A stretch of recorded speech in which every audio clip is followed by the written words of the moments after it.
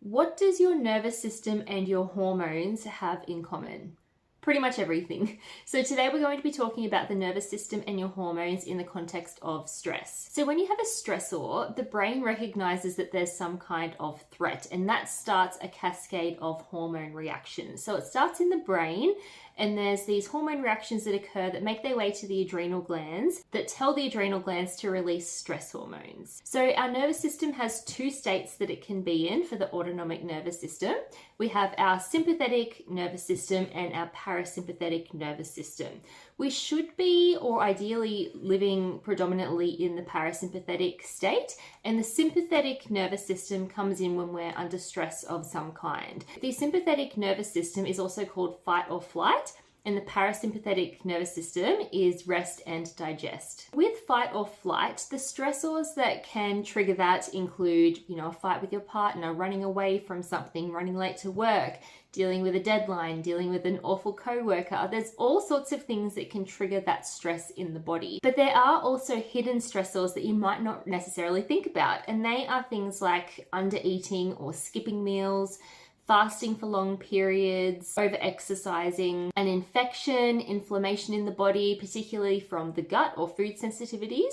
These types of things are called hidden stressors because you're not necessarily feeling stressed, but they're still activating that stress response within the body. And infections as well that could be lingering in the body that you might not be aware of too, they can also trigger the stress response. So when fight or flight is triggered, you have a release of adrenaline and noradrenaline from the adrenals straight away, and that helps you to fight or run away from a dangerous situation. So you need to remember the body hasn't evolved from, back in the day where we might have actually been running away from a tiger or a bear and we really did need to fight or run for our lives. The body is still going to see all of these different stressors like working in an office or having things going on in our daily life as the same type of stress. So it's going to have the exact same response.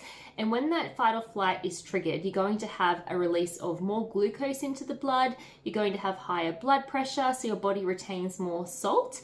And you're going to have faster reflexes and everything that your body needs to be able to fight or run away. But the problem is this higher glucose levels, this higher blood pressure, our body's not really using it. We're not going to be using up that extra energy by running or fighting. We're going to be sitting at our desk or we're going to be going about our day.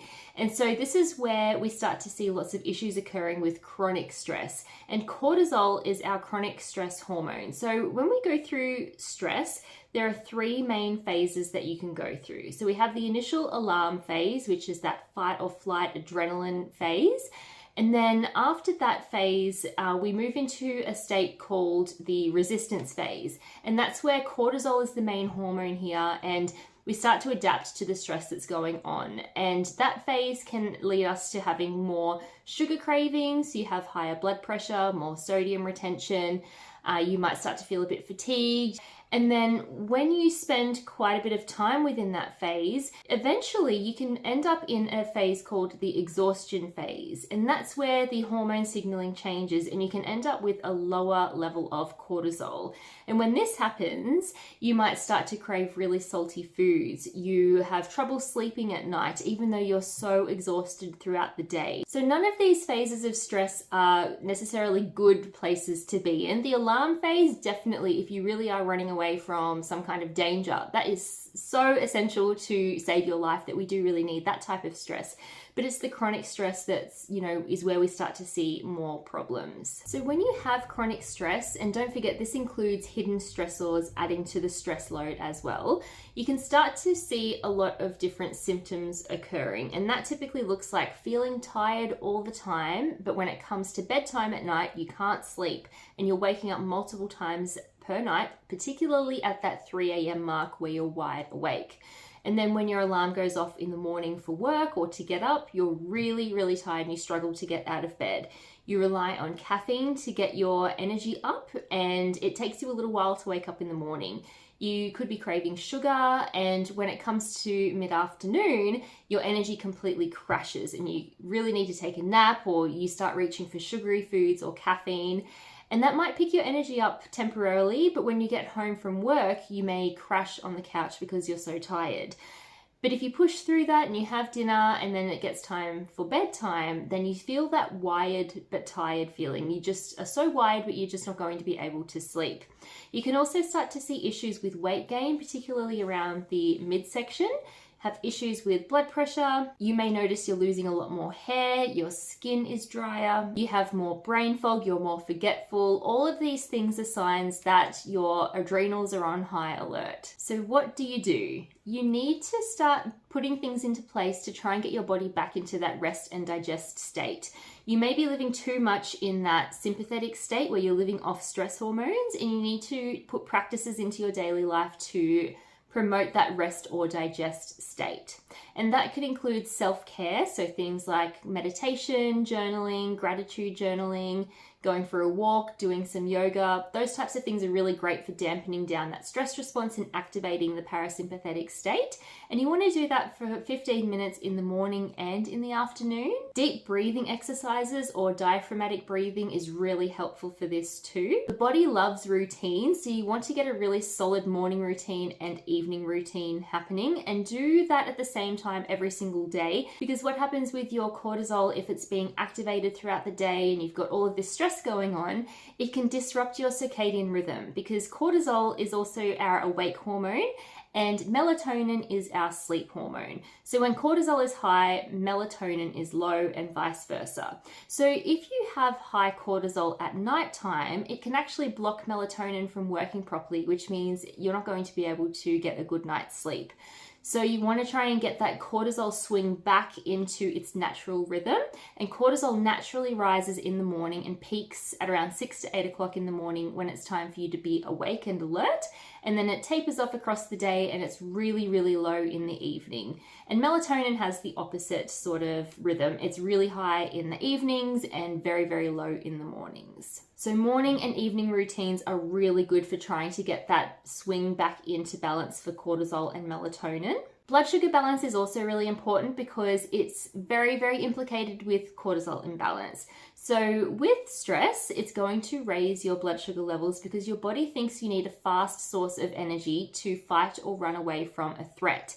But when you start chewing through your body's stores of glucose, then it needs to start making glucose if it's not getting it from your food. So that means that your body will start to break down your tissues, and that can come from your fat stores, but also from proteins within your muscles. So you start to lose some muscle mass. So blood sugar balance is essential, and you can do this with food. So you want to have a macronutrient balanced breakfast within an hour of waking, and the macronutrient balance between protein, carbohydrates, fats, and fiber is going to give your body all of the sources of fuel that it needs to be able to support really good energy levels and everything else it needs for healing as well.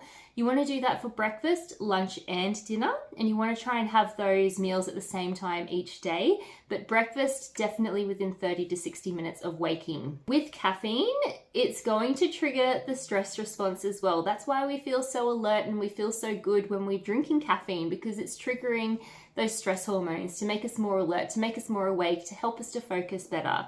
But with this over time, it's going to be detrimental for your energy levels. If you're having more than 1 cup of caffeine per day, I do encourage you to try and bring that back to just the 1 cup.